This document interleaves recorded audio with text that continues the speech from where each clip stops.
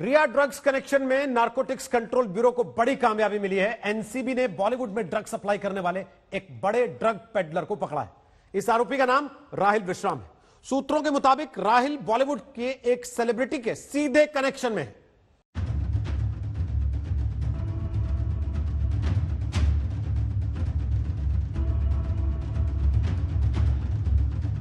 रिया drugs connection में NCB को बड़ी कामयाबी।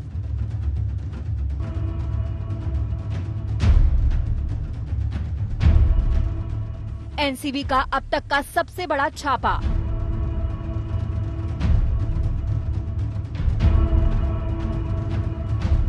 एनसीबी ने 3 से 4 करोड़ की ड्रग्स बरामद की।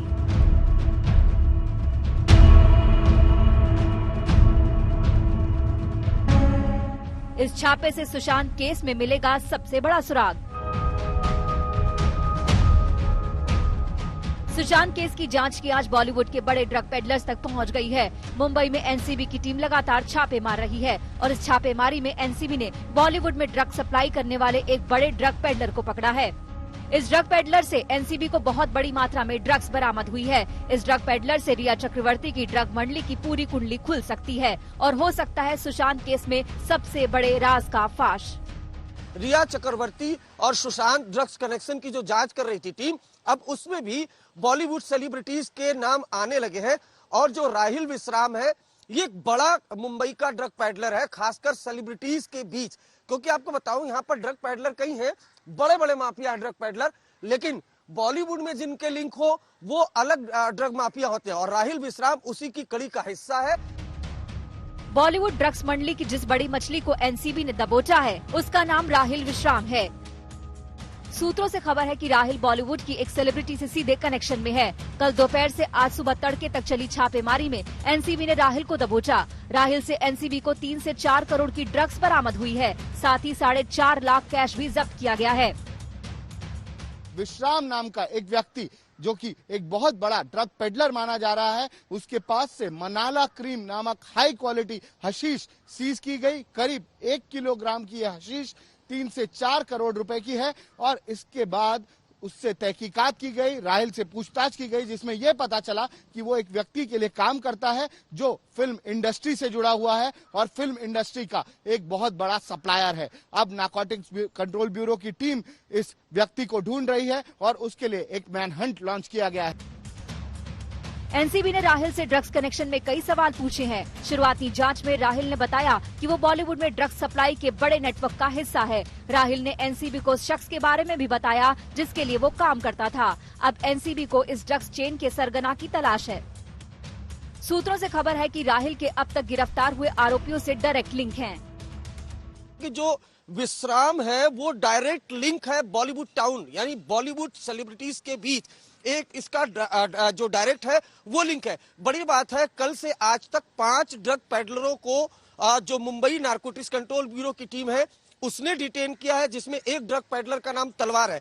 लेकिन जो बड़ी कड़ी माना जा रहा है वो माना जा रहा है राहिल विश्राम। राहिल विश्राम का बॉलीवुड में अच्छा खासा कनेक्शन है, बड़ा ड्रग पेडलर है। आप अंदाजा लगा सकती हैं कि रिकवरी है। जैसे जैसे एनसीबी की टीम रिया एंड कंपनी के ड्रग्स जाल में घुसती जा रही है, वैसे वैसे इस ड्रग्स कंपनी की असलियत भी खुलती जा रही है। इस बीच आज तक को हाथ लगी है रिया के भाई शौविक चक्रवर्ती और ड्रग्स पेडलर अनुज केशवानी के बीच की वो व्हाट्सएप चैट, जिसमें केशवानी शौविक को बाकायदा गांजे की तस्वीर भेज रहा है। अब उनकी बातचीत भी देख लीजिए। ये छोटी कली है, लेकिन इसमें बड़ी कली भी होगी। ये बात गांजे की हो रही है, जिस पर अनुज कहता है कि ठीक है, मुझे ये दिलवा दो, लेकिन माल जो आ रहा है ना, क्वालिटी ठीक रखना, स्टफ अच्छा रखना। पिछली बार जो माल आया था ना, वो ठीक नहीं था। हाँ भाई। धन्यवाद भाई। कितने बजे तक आओगे डिलीवरी करने? क्या ये 50 ग्राम होगा? 3:30 से 4 बजे तक। रिया तो पहले ही बॉलीवुड के 25 बड़े नामों का खुलासा एनसीबी के सामने कर चुकी हैं, लेकिन रिया और उनके भाई शौविक का नाम बार बार ड्रग पेडलर्स के साथ आना ये सवाल खड़े कर रहा है कि इस धुएं के जहर को सुशांत तक पहुंचाने की साजिश कितनी गहरी रची गई थी। मुंबई से अरविंद ओझा और दिवेश सिंह के साथ आज तक ब्यूरो। शुरुआती जांच में राहिल ने बताया कि वो बॉलीवुड में ड्रग सप्लाई के बड़े नेटवर्क का हिस्सा है। राहिल ने एनसीबी को उस शख्स के बारे में भी बताया जिसके लिए वो काम करता है। अब एनसीबी को इस ड्रग चेन के सरगना की तलाश है।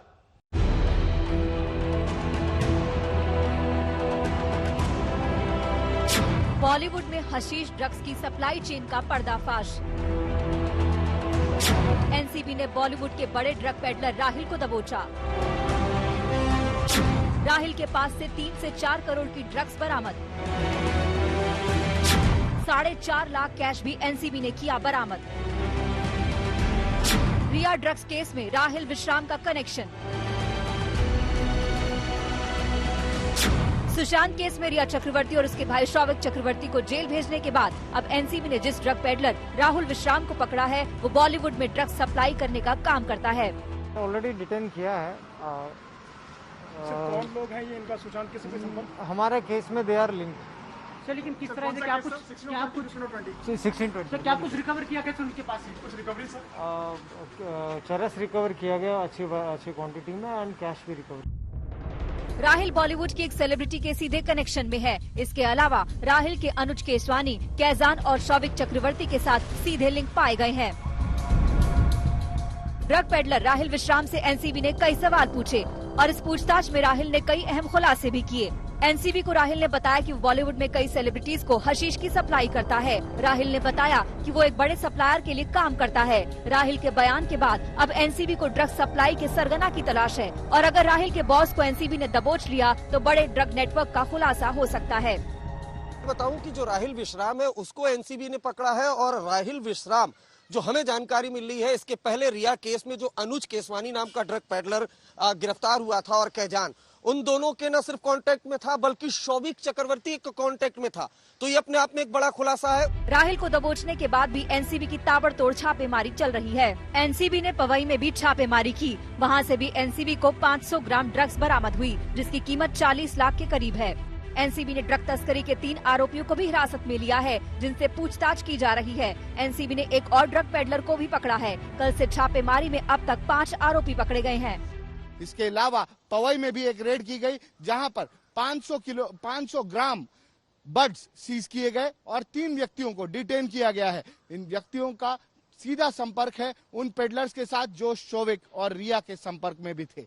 आगे नारकोटिक्स कंट्रोल ब्यूरो अब भी इनसे पूछताछ कर रही है और ये पता लगाने की कोशिश कर रही है कि ये ड्रग्स मुंबई में कहां से लाए जा रहे थे। इससे पहले एनसीबी की पूछताछ में रिया ने बॉलीवुड के 25 नामों का खुलासा किया था और रिया के बयान के सहारे ही एनसीबी आगे की जांच कर रही है। अब राहिल अगर बॉलीवुड में ड्रग सप्लाई करने वाले बड़े चेन का खुलासा करता है तो बॉलीवुड की कई हस्तियां जांच के दायरे में आ जाएंगी।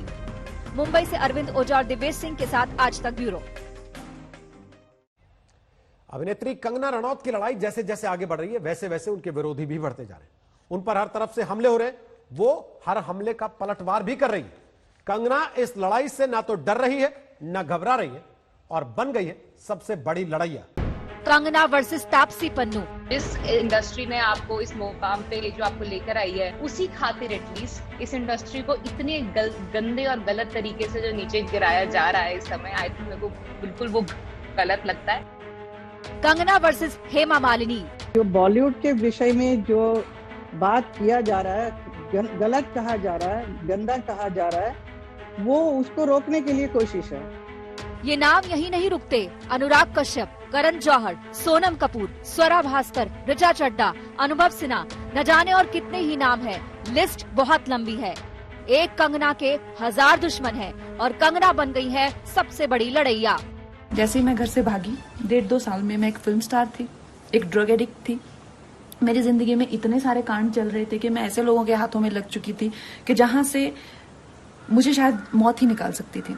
ये सब इतना सब डेंजर हो चुका था मेरी लाइफ में जब मैं टीनेजर ही थी अभी। सोच लो मैं कितनी खतरनाक हूँ। दुश्मन कितने भी हो, कंगना किसी से नहीं डरती। किसी को बुरा लगे या अच्छा, जो बोलना है वो बोलती है और तीखा बोलती है। यही बात उनके दुश्मन कैंप को चुभती है। मैं एक शतरानी हूँ, सर कटा सकती हूँ लेकिन सर झुका नहीं सकती। राष्ट्र के सम्मान के लिए हमेशा आवाज बुलंद करती रहूंगी। मान, सम्मान, स्वाभिमान के साथ जी हूँ और गर्व से राष्ट्रवादी बनकर जीती रहूंगी। सिद्धांत के साथ कभी समझौता नहीं किया, ना ही कभी करूंगी। जय हिंद।